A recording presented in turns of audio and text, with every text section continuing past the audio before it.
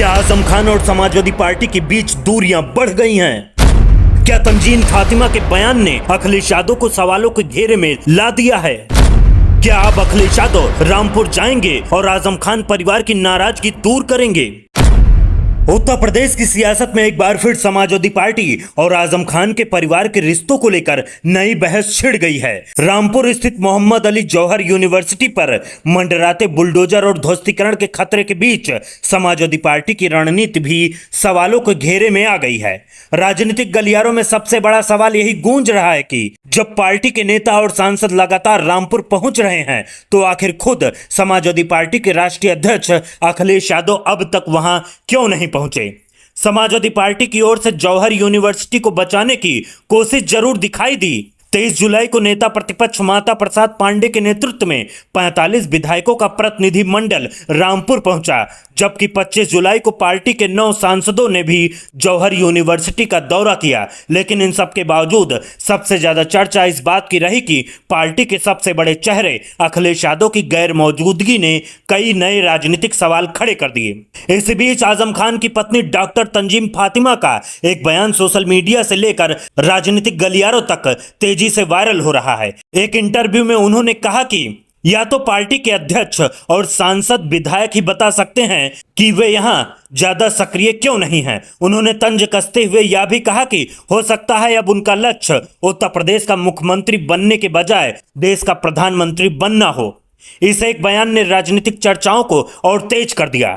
Doctor Tanzeem Fatima ने यह भी आरोप लगाया कि मोहम्मद अली जौहर यूनिवर्सिटी को केवल उनके नाम या विपक्षी दल के नेता से जुड़े होने की वजह से निशाना बनाया जा रहा है। उनके इस बयान के बाद एक बार फिर यह चर्चा तेज हो गई कि क्या आजम खान का परिवार समाजवादी पार्टी की मौजूदा कार्यशैली से नाराज है या फिर यह केवल राजनीतिक संदेश देने की कोशिश है।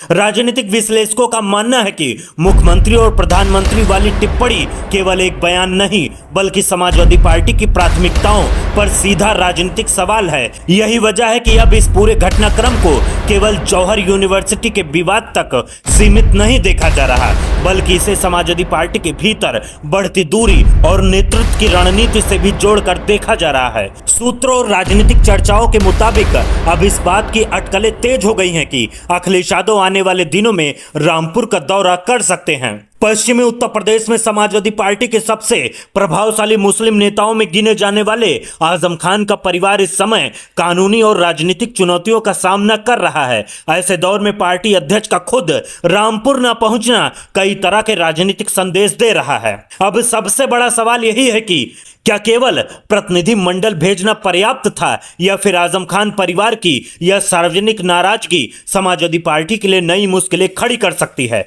फिलहाल रामपुर की राजनीति बेहद गर्म है। एक तरफ मोहम्मद अली जौहर यूनिवर्सिटी पर कार्रवाई की तलवार लटक रही है तो दूसरी तरफ समाजवादी पार्टी और आजम खान के परिवार के रिश्तों पर छाई सियासी ठंडक खत्म होने का नाम नहीं ले रही है। अब सभी की निगाहें इस बात पर टिकी हैं, क्या अखिलेश यादव खुद रामपुर पहुंचकर इन तमाम चर्चाओं पर विराम लगाएंगे या फिर यह राजनीतिक दूरी आने वाले दिनों में और बड़ा विवाद बन जाएगी। आने वाले कुछ दिन न केवल जौहर यूनिवर्सिटी के भविष्य के लिए बल्कि समाजवादी पार्टी की सियासी दिशा तय करने के लिहाज से भी बेहद अहम माने जा रहे हैं। लेकिन जौहर यूनिवर्सिटी सिर्फ ईंट और पत्थरों से बनी इमारत नहीं है बल्कि इसे आजम खान का सबसे बड़ा सपना माना जाता है। वर्षों की मेहनत, लंबी योजना और करोड़ों रुपए की लागत के बाद इस विश्वविद्यालय को तैयार किया गया। कहा जाता है कि इसका मकसद ऐसे गरीब, पिछड़े और ग्रामीण परिवारों के बच्चों को बेहद बेहतर शिक्षा देना था जो आर्थिक मजबूरियों के कारण बड़े शहरों या महंगे संस्थानों में पढ़ाई नहीं कर पाते। इसी वजह से आज भी समर्थक इसे आजम खान की सबसे बड़ी विरासत बताते हैं। लेकिन अब यही यूनिवर्सिटी अपने सबसे बड़े मुश्किल दौर से गुजर रही है।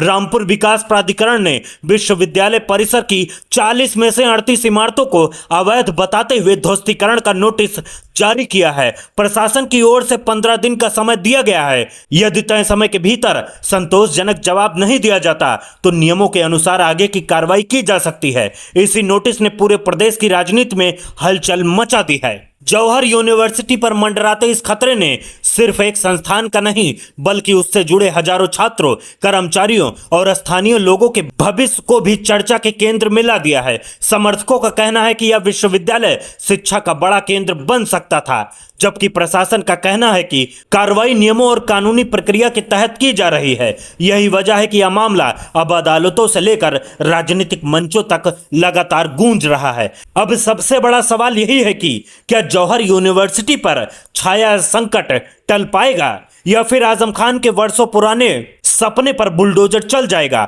आने वाले दिन न सिर्फ इस विश्वविद्यालय के भविष्य का फैसला करेंगे बल्कि उत्तर प्रदेश की राजनीति में भी इसका असर लंबे समय तक देखने को मिल सकता है।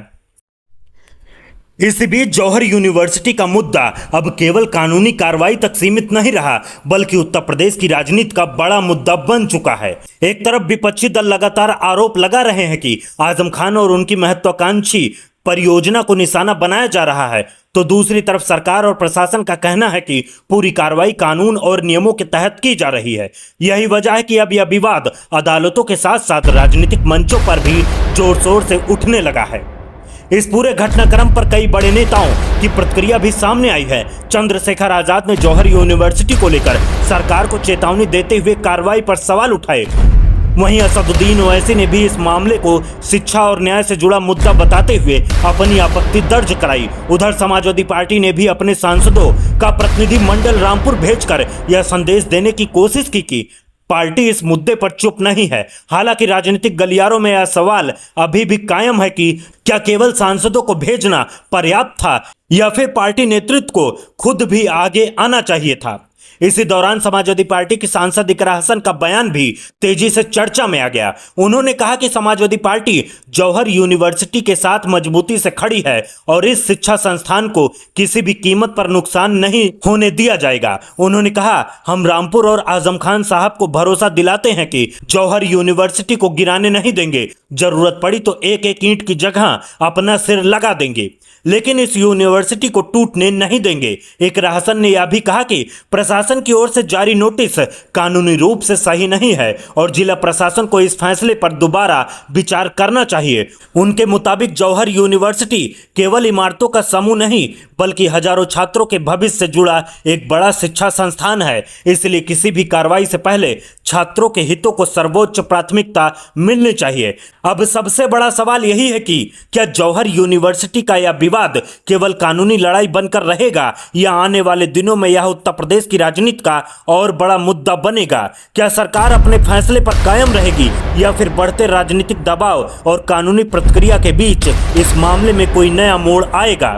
फिलहाल पूरे उत्तर प्रदेश की निगाहें रामपुर पर टिकी हैं क्योंकि यहां लिया गया हर अगला कदम राजनीतिक और शिक्षा दोनों के लिहाज से बेहतर अहम माना जा रहा है।